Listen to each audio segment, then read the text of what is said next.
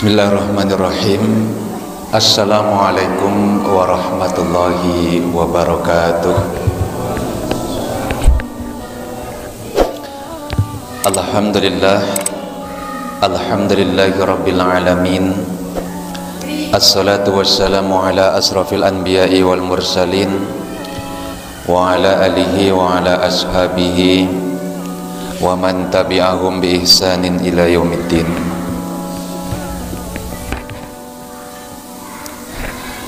Walhamdulillahilladzi arsala rasula bil huda wa dinil haq liyudhhirahu 'ala dini kullih walau karihal kafirun walau karihal musyrikun.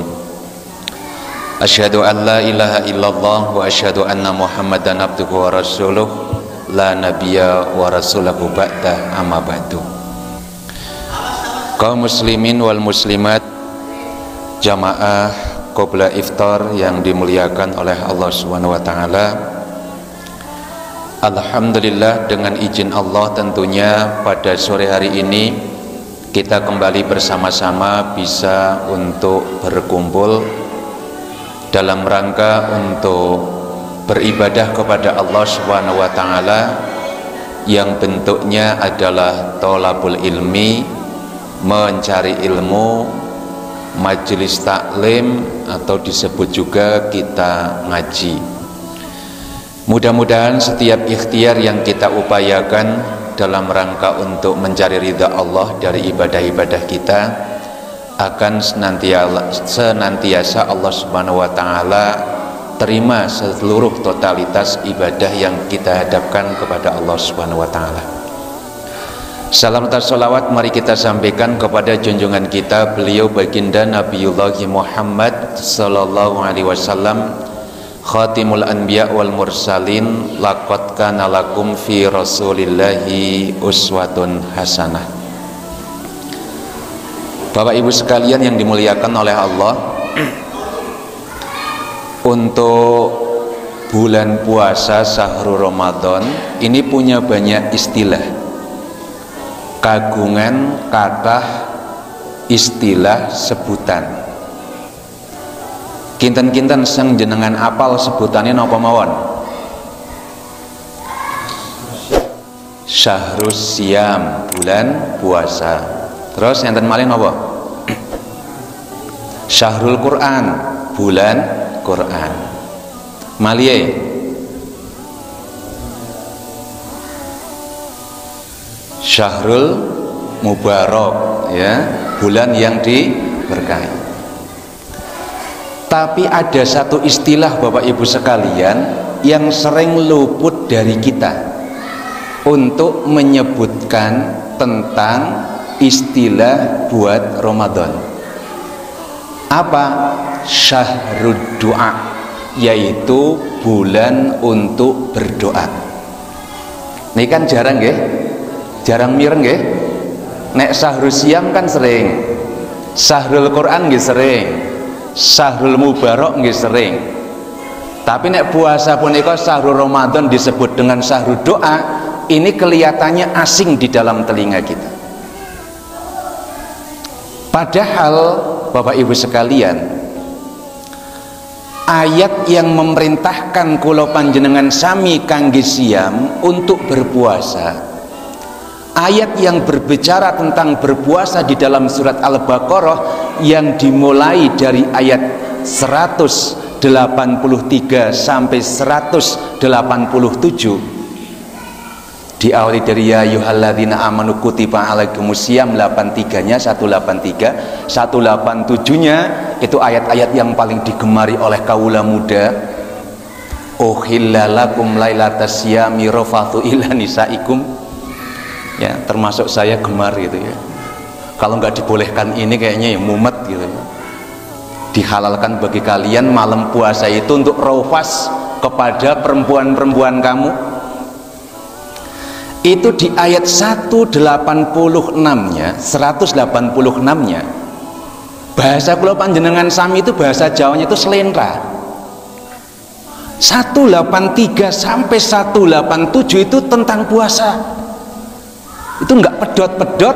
Di 186-nya ini kan berarti membatasi 185 dan 187-nya, itu tiba-tiba Allah Subhanahu wa taala berbicara tentang doa. Ayatipun itu bunyinya a'udzubillahi minasyaitonirrajim, wa idza sa'alaka ibadi anni fa inni qarib ujibu da'watad da'i idza da'ani falyastajibu li wal yu'minu bi la'allahum yarsyudun. Di saat Allah sedang membahas bab puasa 183 sampai 187, 186-nya itu justru ayat yang berkenaan dengan doa. Nah, ini kan sesuatu banget buat kita, sesuatu banget. Kok bisa di sela-sela penyebutan tentang puasa diiringi, disela-selai dengan ayat yang kaitannya dengan doa ya? Sehingga kemudian Ibnu Katsir menerangkan di sini bahwa inilah sesungguhnya pentingnya doa di dalam bulan puasa. Sehingga pantas kalau kemudian Ramadan itu disebut dengan syahrud doa, yaitu bulan berdoa. Kinan-kinan pun kathah doa napa dereng teng bulan puasa?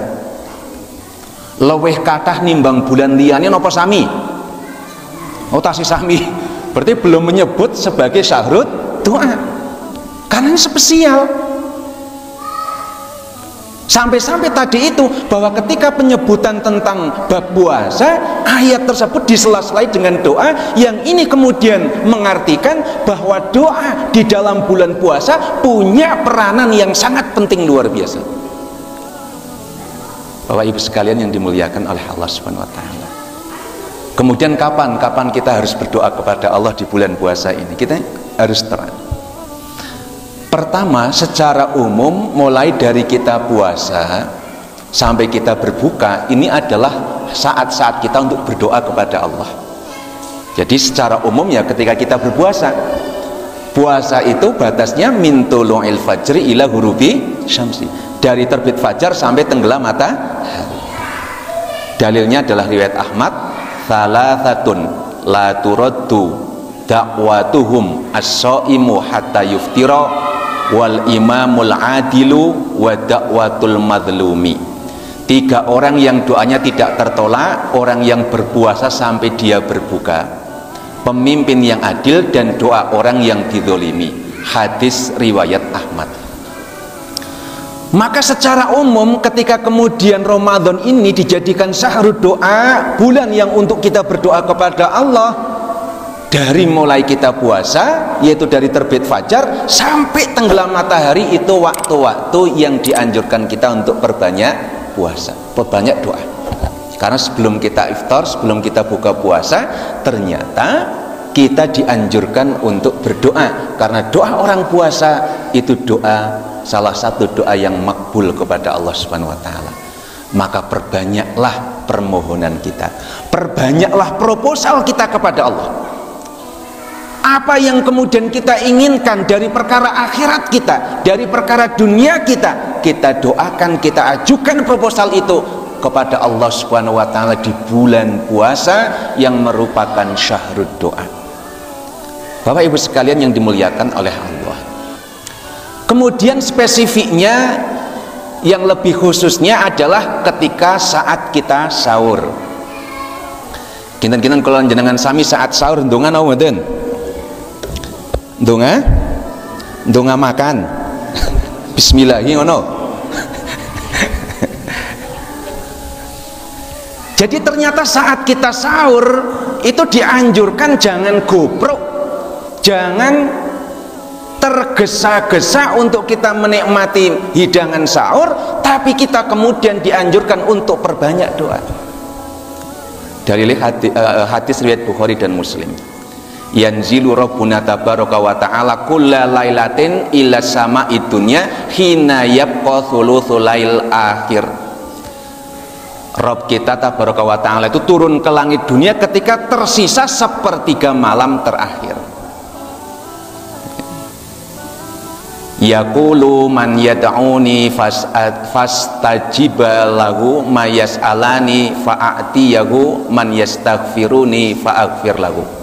Kemudian Allah mengatakan ketika turun di langit dunia itu, yuk siapa saja yang memohon kepadaku, yang berdoa kepadaku pasti akan saya kabulkan. Siapa kemudian yang meminta kepadaku, kata Allah, akan saya berikan. Dan siapa yang minta ampun kepadaku, pasti akan aku ampuni. Maka saat sahur Bapak Ibu sekalian, jangan disia-siakan. Ini waktu-waktu yang istimewa untuk kita berdoa kepada Allah. Sisa sepertiga akhir di dalam malam kita, Allah tabaraka wa ta'ala turun ke langit dunia sambil mengatakan, yuk siapa yang doa kepadaku akan saya kabulkan, siapa yang minta akan saya kasih, siapa yang mau minta maaf, minta ampun kepadaku, saya ampuni. Maka jangan gobrok ketika kemudian kita melihat bahwa menu sahurnya itu adalah kempol ayam gitu nggih, tongkol beserta lalapannya, terus kita gobrok madang sampai kemudian kita lupa untuk berdoa. Alih-alih berdoa malah kita sahurnya itu lawuh sinetron kan gitu. Jadi orang anak waktu kangge doa kepada Allah. Karena apa? Sinetron, ngematna sinetron. Ya, begitu gak dipateni malah bersambung. Nah gitu. Ya, begitu adzan subuh akhirnya kita nggak doa kepada Allah.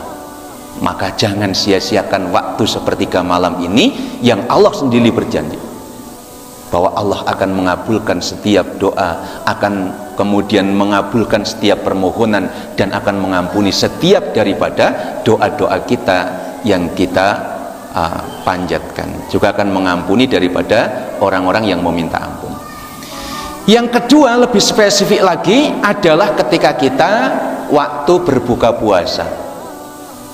Janjane dua waktu ini jadi pada baik, sahur ya mangan, buka ya lah nek wis keadepan pangan niku lho pikirane nganggo istimbat, dan istilah orang-orang Jawa weteng ngelih pikirane ngalih.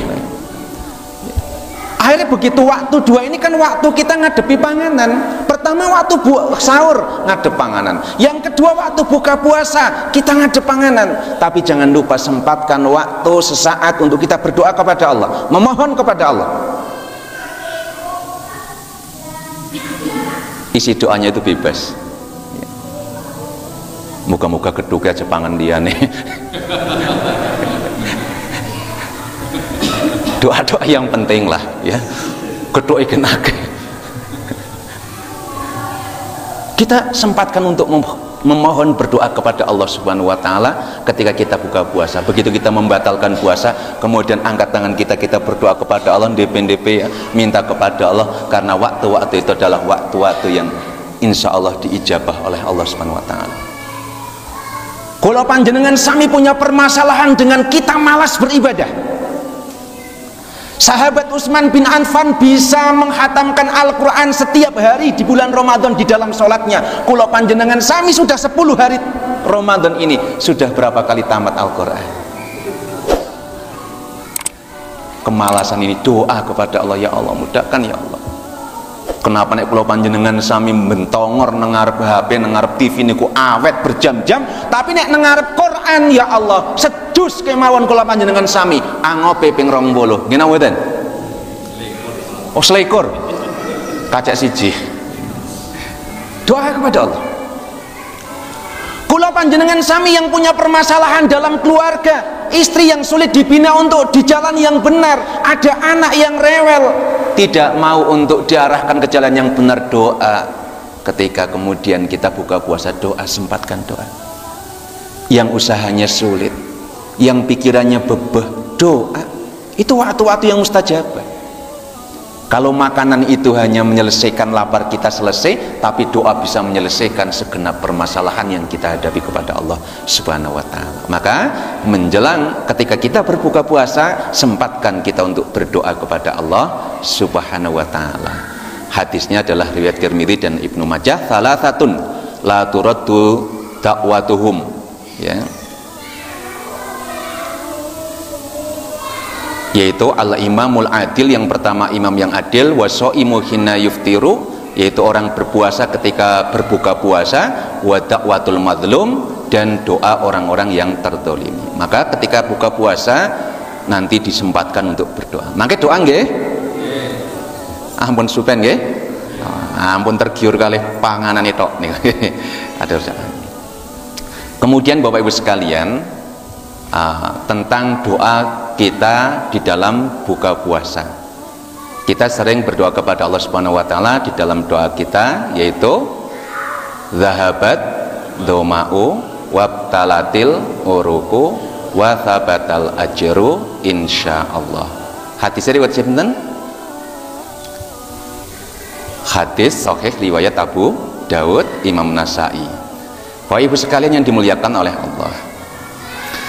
Di sini kita melihat ternyata ketika kita berbuka puasa saja itu kemudian kita berdoa kepada Allah. Doanya adalah dzahabat dhama'u wabtalatil uruku wa thabatal ajru insyaallah. Artosipun apa? Dzahabat dhama'u, telah hilang dahaga.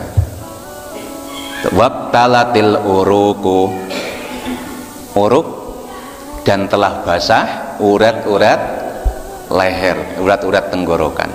Wa thabatal ajru, dan telah tetap pahala insyaallah jika Allah menghendaki.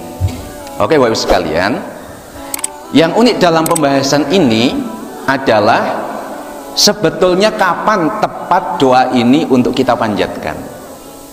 Apakah kita sebelum puasa atau kita setelah sebelum kita berbuka atau setelah kita berbuka puasa? Bapak Ibu sekalian yang dimuliakan oleh Allah, kalau kemudian kita melihat pembahasan dan pembeberan para ulama-ulama fikih, mereka meninjau dari dua sisi. Yang pertama adalah sisi makna. Artosipun apa pripun? Dzahabat dhama'u, napa? Telah hilang dahaga. Wabtalatil uruku, dan telah basah. Kita nenek kula panjenengan sami ucapkan doa ini sebelum kita buka puasa, sudah hilang hausnya napa dereng? Sudah basah tenggorokannya napa dereng? Beri tepatnya doa ini setelah atau sebelum? Dari sisi makna bahwa doa ini tepat itu diucapkan adalah setelah kita berbuka puasa. Dari sisi makna lughawi, di dalam hadis kemudian disebutkan kana Rasulullah sallallahu alaihi wasallam idza aftara qala. Idza, apabila aftara itu fi'lul madhi, telah berbuka, bukan sedang atau akan. Kalau fi'il mudhari maka akan, tapi ketika idza, apabila aftara, telah berbuka, qala, baru mengatakan dzahabat dhama'u wabtalatil uruku wa thabatal ajru insyaallah. Maka dari tinjauan dua sisi, sisi arti dan sisi lughawi, maka doa ini adalah tepat untuk diamalkan setelah kita berbuka puasa. Lah kalau selama ini kita amalkan sebelum berbuka puasa nggak apa-apa, maka nanti insya Allah kita amalkan setelah berbuka puasa, karena dari tinjauan makna dan tinjauan lughawi itu tidak masuk kalau diucapkan sebelum kita berbuka puasa. Kados ngaten nggih? Insyaallah. Terus kemudian luar biasanya lagi sekalian, kula panjenengan sami wonten sonten punika iftar jama'i niku kathah sing mbeta daharan kangge buka bersama, karena kemudian apa? Sungguh luar biasa dari kesadaran orang-orang tersebut dengan hadis Rasul, siapa saja yang memberi makan kepada orang yang berpuasa, dia mendapatkan pahala sebanyak orang yang diberi buka puasa. Senang mboten jiburan? Ibu-ibu senang mboten jiburan? Nggih, karena diberikan pahala sebanyak orang yang ikut berbuka puasa tanpa mengurangi pahala dari orang yang puasa tersebut. Kinten-kinten kalau panjenengan sami sang jenenge wong Jawa niku kan unggah-ungguh niku paling sae. Kabeh wong nek diwenehi kan matur nuwun, nggih mboten?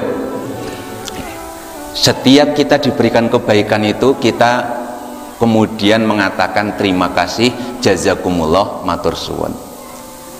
Maka kemudian adab kita kepada orang yang memberikan makanan kepada kita itu, kita kemudian dituntut untuk mendoakan kepada orang yang memberi makan kepada kita.